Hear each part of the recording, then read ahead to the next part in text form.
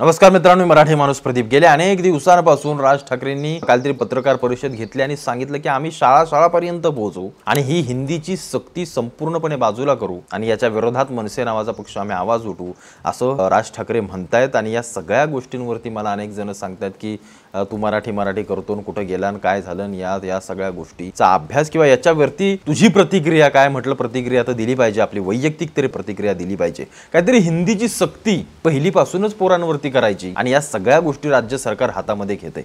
आता राज्य सरकार कुठले? महाराष्ट्राचं। बरं, यांचं कामकाज चालतंय कशात? यांचं कामकाज चालतंय मराठीमध्ये। बरं, तेही आपल्याला बळजबरीनं करायला लागतंय। म्हणजे ते मुंबई पुण्यासारख्या शहरामध्ये जिकडे हिंदी भाषिक जास्त आहे तिकडे ते तुमची मराठीला कोणी विचारतही नाही, ते त्यांचे ते सगळं चालू असतं हिंदी करण्यामध्ये।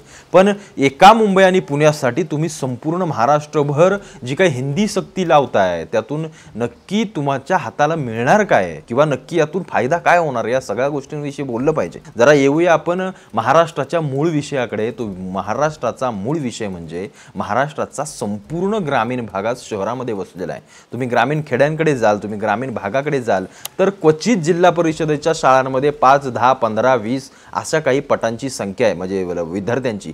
पूर्वी ज्या काळी 20 वर्षांपूर्वी मराठी शाळा गजबजलेल्या असायच्या त्या मराठी शाळा आज पूर्णपणे टाळेबंद व्हायच्या मार्गाला आलेत। मी तुम्हाला काही माझ्या पुढच्या व्हिडिओ दाखवेन देखील कुठली कसं काय चाललंय इकडे सगळ्या गोष्टी। पण या सगळ्या गोष्टीचं मी आत्ताच नाही, फार पूर्वीपासून अभ्यास करतोय। मी मराठी शाळेमध्ये शिकलेलो आहे। आमच्या गावातल्या शाळेमध्ये जर त्यावेळेला 150 पट होता, आज त्याच पटाची संख्या 7 ते 8 वर आले। ही सगळ्यात महत्त्वाची गोष्ट पाहता आपण पालक म्हणून ते शासन मिशन थोडं बाजूला ठेवा, राज ठाकरेंना थोडं बाजूला ठेवा, बाकी सगळ्यांना बाजूला ठेवा, कारण यांची पोरं कशात शिकली काय केलं यांनी ते सोडून द्या, सगळ्या गोष्टी बाजूला ठेवा। पण हे मूळ विषयावर येऊया, महत्त्वाच्या मुद्द्यावरती येऊया की या शाळांमधल्या विद्यार्थ्यांची संख्या कमी का झाली। कारण आम्ही सगळे शहराकडे स्थलांतरित होऊ लागलो। बरं, शहराकडे गेलो आम्ही। शहराकडे गेल्यानंतर आम्हाला तिथं काहीतरी शहरात आलोय, मी मुंबईला राहतो, मी पुण्याला राहतो, म्हणून गावाकडच्या लोकांना काहीतरी दाखवावं लागेल। तुमचा पोरगा कशात शिकतो? तर माझा पोरगा इंग्लिश मीडियमला शिकतो। या सगळ्या आविर्भावामध्ये आम्ही आमच्या सगळ्या पोरांना इंग्रजी माध्यमांमध्ये टाकायला लागलो। आता यात चूक शासनाची नाहीये। शासनाने कुठला GR काढला नव्हता की मराठी शाळेतनं तुमची पोरं मुंबई पुण्याला घेऊन जाताय तर तिथं जाऊन इंग्रजी शाळेत टाका। नाही, चूक कुणाची आहे? चूक आपली आहे। पोरग कुणाचं आहे? आपलं आहे। आपण आम्ही कुठे शिकलो? मराठी शाळेमध्ये शिकलो। आपल्या पोराने शिकून काय कुठं काय पंतप्रधान झाला का? तो नाही झाला। विचारसरणी इथून सुरू होते। हिंदीची सक्ती येऊया पुढे आपण, पण सगळ्यात महत्त्वाची गोष्ट आणि सगळ्यात महत्त्वाची सुरुवात इथून झाली। कारण मराठी शाळांमध्ये भले शिक्षणाचा दर्जा थोडासा कमी असेल, पण मिळालेले संस्कार, मिळालेलं ज्ञान हे त्याच्या सर्वांगीण आयुष्यासाठी अत्यंत महत्त्वाचं आहे। पण ते इंग्रजी शाळांमध्ये तिथं त्या गोष्टी सहसा पाहायला मिळत नाही। तिथं सगळा मॉडर्नपणा येतोय।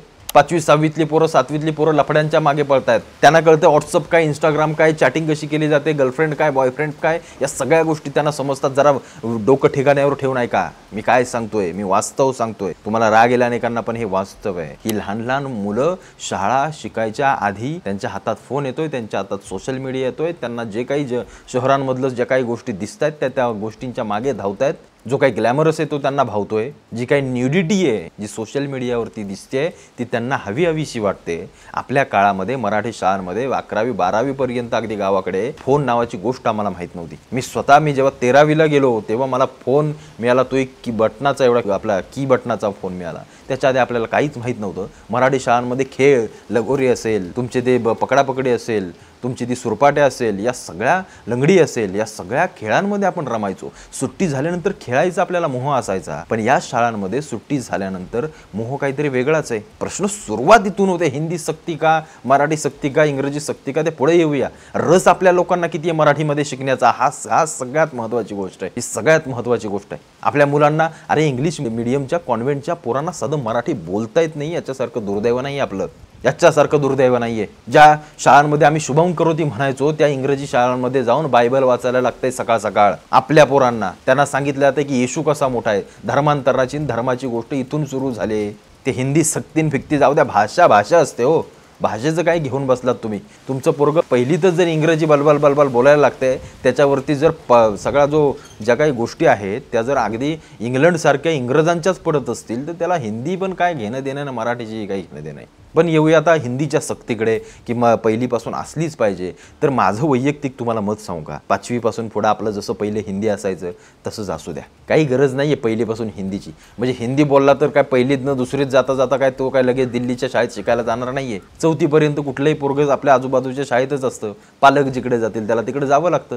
पण महाराष्ट्रामध्ये राहत असताना जर आम्हाला हिंदीची सक्ती जबरदस्तीने केली जात असेल तर ते नक्कीच चुकीचं आहे. काही गरज नाही भाषेची सक्ती. माझं वैयक्तिक मत आहे, शिक्षण कोणत्याही भाषेतून घ्या, ते शिक्षण शिक्षणच असतं. मराठीतनं घेतलं म्हणून तो काय कमी दर्जाचा आहे, हिंदीतनं घेतलं तर मोठ्या दर्जाचा, इंग्रजीतनं शिकला तर अगदी जगामध्ये त्याला ओळख मिळेल असं काहीही नाही. तुम्ही काय काम करता, तुम्ही काय तुमच्यामध्ये जे काही स्किल आहे ते सगळ्यात महत्त्वाचे. भाषा नाही आहे, भाषा नाही आहे महत्त्वाची. त्यामुळं हा जो काही GR काय काढला असेल किंवा सगळ्या गोष्टी ज्या चालू आहे त्या राजकारण्यांच्या, बाजूला ठेवा जरा. कशाला हिंदी सक्ती हवी पोराला, त्याला शिकू द्या ना त्याच्या मातृभाषेतून. आई जे काही मराठीमधून त्याला बोलत असेल, शिकवत असेल, आई आम्हाला लहानपणापासून शिकवलं असेल, ABCDच कशाला हवी बरं. या दोघांचा अर्थ काय एकच आहे ना, असू किंवा ए असू, भाषा फक्त वेगळे, त्यांचा अर्थ एकच आहे. मग आम्हाला भाषांची सक्तीच हवी कशाला हवी आम्हाला. पहिलीत गेल्याच त्याला इंग्रजी पण यावं, गणित पण यावं, मराठी पण यावं, हिंदी पण यावं, उद्या तमिळ, गुजराती सगळ्याच भाषा एकमेकांच्या याच्यात टाकाल. भाषेचा प्रश्न हा सीमांच्या पलीकडे राहिला. आम्ही महाराष्ट्रातून गुजरातमध्ये गेल्यानंतर आम्हाला गुजराती समजते. हल्ली आता उलटं व्हायला लागले, आमच्याकडे गुजराती जास्त व्हायला लागले चायला. बरं, या सगळ्या हिंदी गोष्टी किंवा या पहिलीपासून राबवल्यावरती त्याच्या पुढच्या सगळ्या सर्वांगीण आयुष्यामध्ये काय असा बदल मोठा होणार आहे असं काही त्याच्यामध्ये मोठी मला तरी गोष्ट काही वाटत नाही. आपण ही साधी सुधी गावाकडची माणसं देखील उत्तम अस्खलित हिंदी बोलतात. ते काय कुठं त्यांना हिंदी विषय होता म्हणून बोलत नाहीत. भाषा आहे हो ती. सहसा तुम्ही एकदा जाऊन 2 महिने जर गुजराती कुटुंबामध्ये जर कंटिन्यू राहिला ना, तुम्ही 3ऱ्या महिन्याला त्यांची गुजराती भाषा बोलायला लागाल. भाषा ही सहवासाने, बोलल्याने, ऐकल्याने बोलता येते, अभ्यासक्रमात सक्ती केल्याने नाही. या सगळ्या फालतू विषय मी तुम्हाला सांगू का, हे सगळे राजकारणासाठी काढले जाते. हे महानगरपालिकेचं इलेक्शन येते, ते तुमची हिंदी असो नसो त्यांना कोणाला काही फरक पडत नाही. ती हिंदी बरं असली पहिलीपासून, त्याचंही असं काही नाही की हिंदी ठेवली म्हणजे सगळ्या बाकीच्या भाषा विसरल्या, फक्त पोराला हिंदीच येईल असंही काही नाही आहे. आणि जर हिंदी काढून जरी टाकली तरी तो पोरगा काय शिकणारच नाही असंही काही नाही आहे. हे फक्त राजकारणासाठी केलं जाते. इकडून टाळी वाजवली जाते, इकडून मारलं जातंय, म्हणजे मी मारल्यासारखं करतो तू लागल्यासारखं कर. या सगळ्या गोष्टी केल्या जात आहेत. एका कुठल्या तरी पक्षाचं एक मराठीचं धोरण आहे, कुणाचं तरी हिंदीचं धोरण आहे, कुणाचं तरी हिंदुत्वाचं धोरण आहे, कुणाचं तरी आपल्या डाव्या विचारसरणीचं धोरण आहे. सगळ्या धोरणांवरती हे राजकीय पक्ष चालतात. यांना बरोबर इलेक्शनच्या आधी कसं कळतं सांगा मला, इलेक्शनच्या आधी यांना कसं काय कळतं. त्याच्यामुळे या सगळ्या गोष्टींपासून बाजूला राहतो मी. हा जो काही हिंदी सक्तीची जी काही गोष्ट केली ती काही गरजेची नाही आणि ती नसावी. सध्या तरी 5वी पासून आहे ना, पुढं आहे तसं चालू द्या, हळूहळू कळते त्यालाही. बरं, आता सगळ्यात महत्त्वाची गोष्ट आपण हिंदीची बोलतोय. मुंबई पुण्यामध्ये आपल्या राहणारी पोरं, इथे आजूबाजूच्या चाळीमधला किंवा त्या बिल्डिंग मधले एक भैया असेल तर तिकडे ती अख्खी सोसायटी हिंदी बोलायला शिकते. त्यामुळे काय एवढी मोठी हिंदी म्हणजे काय कुठली अशी काय संस्कृत भाषा नाही की मग त्याला अगदी वेगळे क्लासेस असायला हवेत. काही गरज नाही हिंदी बिंदीची. आपोआप शिकतात सगळे, आपोआप चालू असतं सगळ्यांचं. आपोआप बाहेरचे हिंदी भाषिक मिळाले की आपोआप आपली सगळी पोरं बोलायला लागतात. त्यामुळे हिंदीची सक्ती गरजेची नाही असं मला तरी वाटतं. पहिलीपासून, ती 5वी पासून असू द्या, तुमचा विषय आहे म्हणून तो ठीक आहे. पण मूळ जर आपल्याला शोधायचं झालं तर मराठी माणसांनो, मी इतके दिवस तुम्हाला ओरडून हेच सांगतोय, आपण दुसऱ्याला बोटं दाखवण्यात काही अर्थ नाही. गुजराती आले, एवढे मारवाडी आले, एवढे भैये इथे येऊन राहतायत आणि आम्हाला बाहेर काढलं. तुम्हाला बाहेर कोणी काढलं? बाहेर तुम्हीच गेलात सरकत. प्रश्न हा आहे ना, आम्हाला मुळापर्यंत गेलं पाहिजे. आधी आम्हाला चूक मान्य केली पाहिजे, नंतर आम्हाला दुसरीकडे बोटं दाखवली पाहिजेत. आज गावाखेड्यांमध्ये साधा घरांचं बांधकाम करायला लोक बिहार आणि राजस्थानवरून येतात. विचार करण्यासारखी गोष्ट नाही, काही विचार करण्यासारखी गोष्ट नाही. आता या गोष्टी बोलण्यासारख्या खूप आहेत, भरपूर आहेत. या सगळ्या गोष्टींचा अभ्यास करता, या सगळ्या गोष्टी व्यवस्थित पाहता.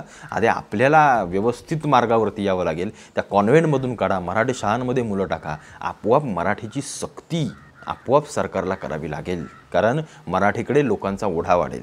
तुम्ही शिकवायलाच जर पहिलीपासून अगदी कॉन्व्हेंटमध्ये छोटा शिशून मोठा शिशू करत बसताय, तुमच्या पोराला आणि तुमच्या सगळ्या गोष्टींना हिंदी आणि इंग्रजीची सक्ती सरकारला करावीच लागेल ना. याही सगळ्या गोष्टी महत्त्वाच्या समजून घ्यायला आपण पाहिजेत ना.